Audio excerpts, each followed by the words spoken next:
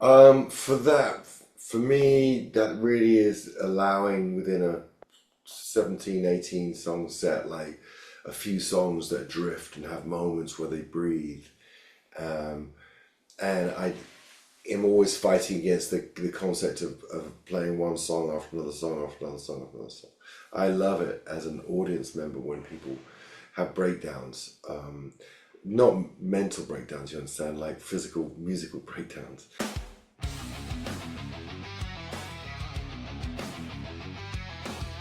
Hey, thanks for hitting play.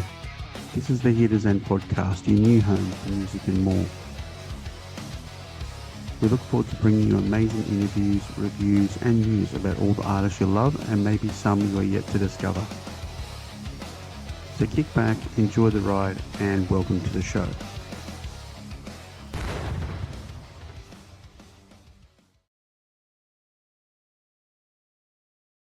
Good morning, Gavin. Good morning, how are you? It's great to talk to you again. We've talked a couple of times over the years, but more importantly, we are here and we're celebrating our 300th episode. So, what a more fitting guest than Gavin Rossdale from Bush to celebrate 300. So, Amazing.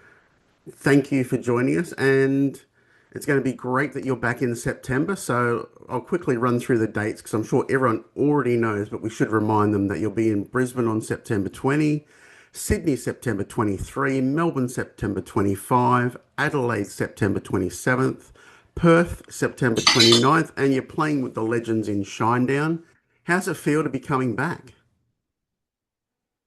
Um, Always, I love coming down there. You know, it's really good fun. I've never not had a great time, and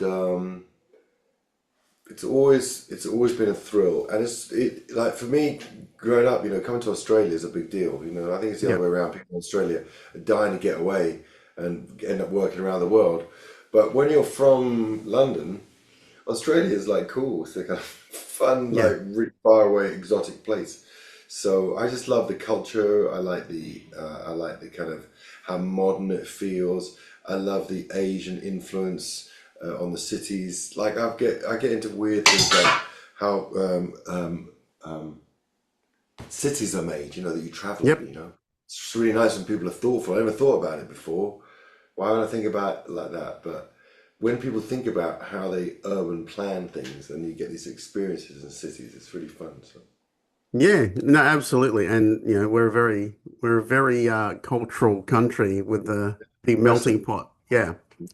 Now, your 10th album and the latest album, I Beat Loneliness, to me as a listener, came across as probably the most personal Bush record you've ever done.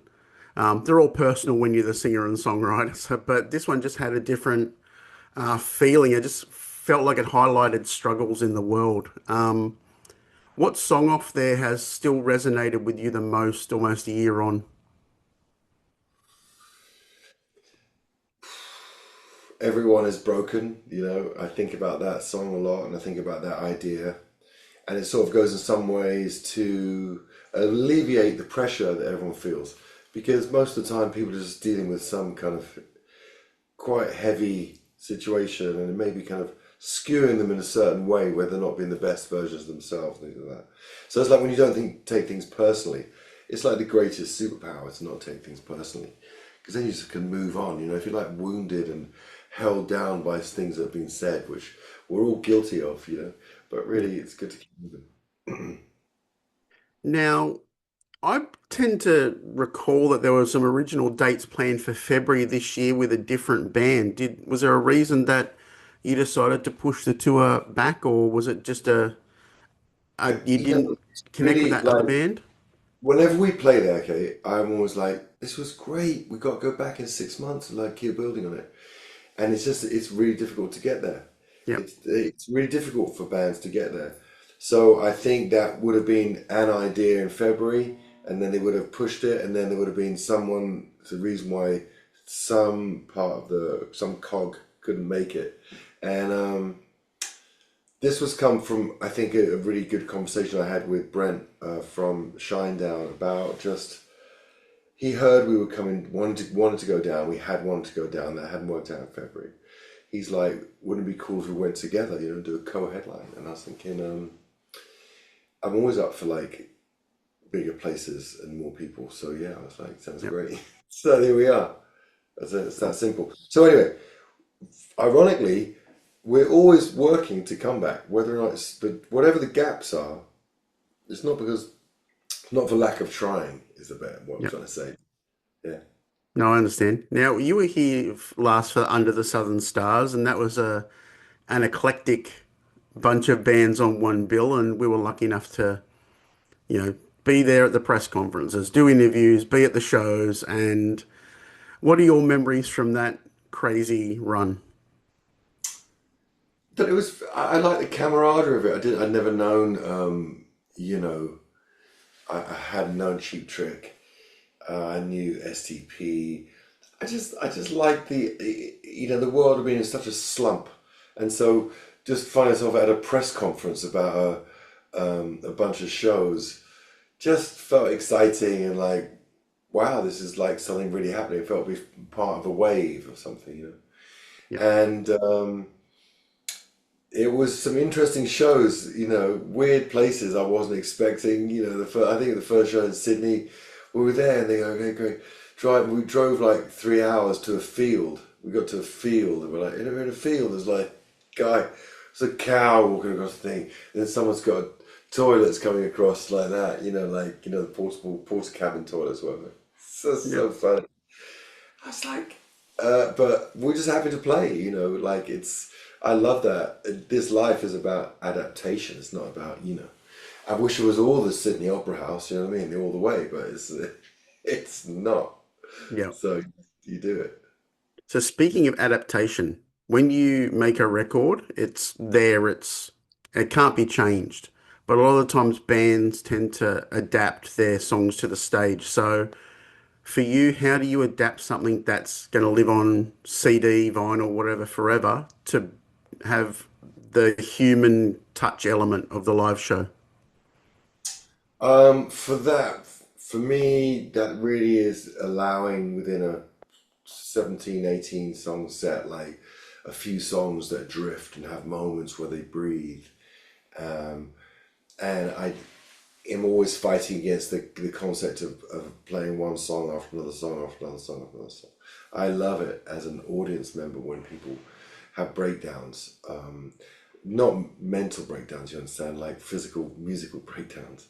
So I love that, and I try and do them. I put loads, as much as I can in. Chris doesn't like him as much as I do, so I've got to like really fight my corner to get the breaks in. But then he likes it when they're in. Well, speaking of your band members like Chris, what for Gavin Rossdale makes good band chemistry? Oh well, that's a great question. I'm so proud because we first off we all get along. We all get along, even though we're each, have decent amounts of like crazy. There's just a way that we can coexist in really small spaces for more than anyone. You know what I mean? Like it's we really do that. A lot. So just that ability to understand each other's movements, like a sort of a tai chi of friendship. Just knowing when to kind of back off and then having a laugh and then all being really good. It's really helpful when everyone is good at what they do because you're there to do a job and you do your job really well. But that's just a given, and the Yep. rest of it is the character that makes it all happen. So of course, whenever we play, like whatever situation, the band is pretty much flawless, and plays really, really together. Even if we can't hear each other, we just played festivals with like nightmares. I didn't hear anyone for 3 songs. What all that nonsense. I didn't Yep. hear myself.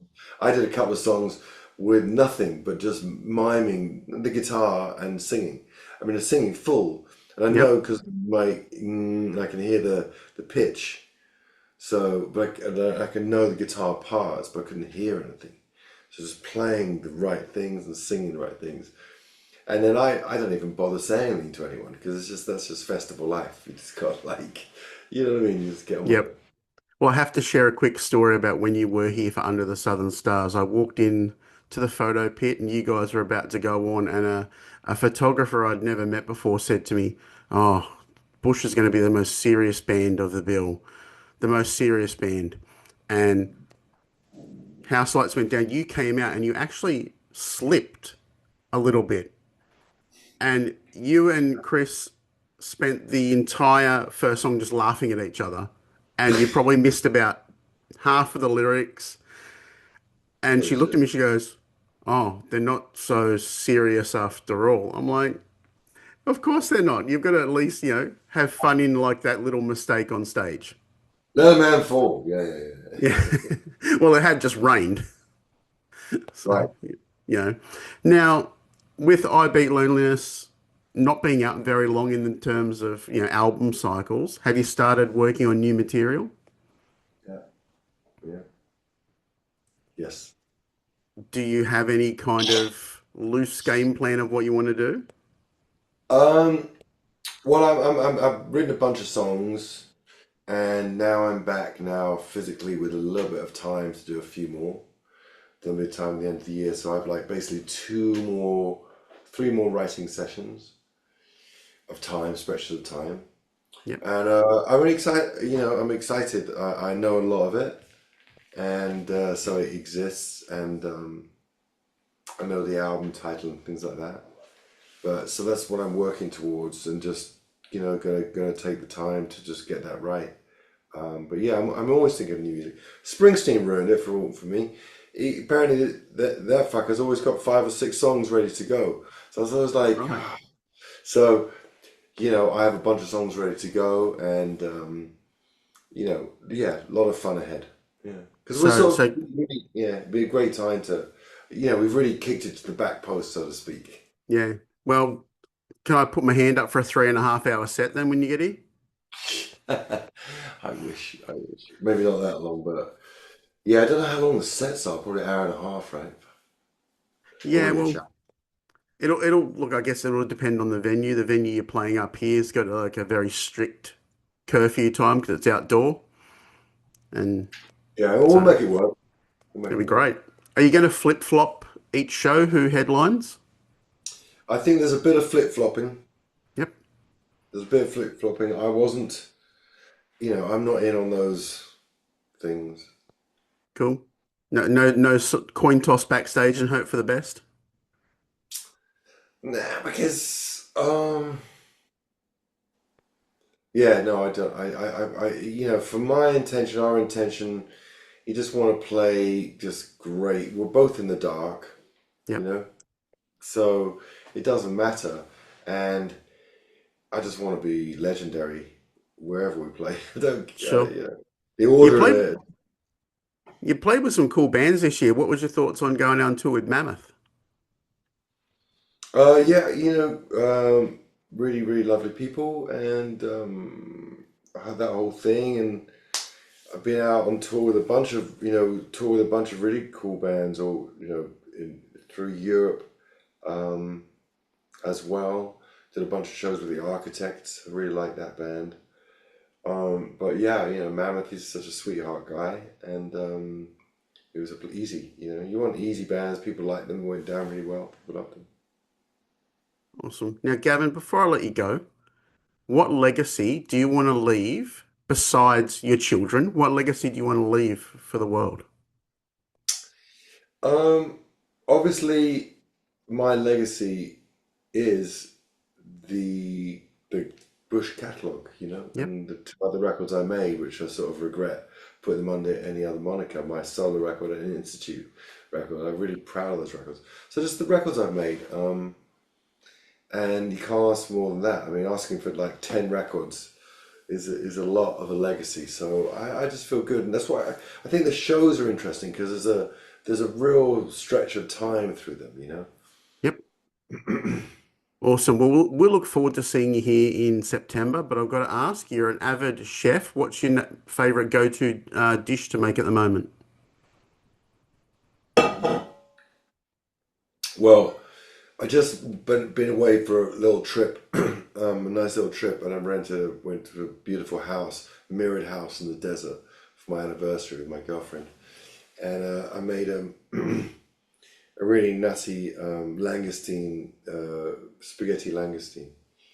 And that was really sensational. I did like a nice piece of aged cod.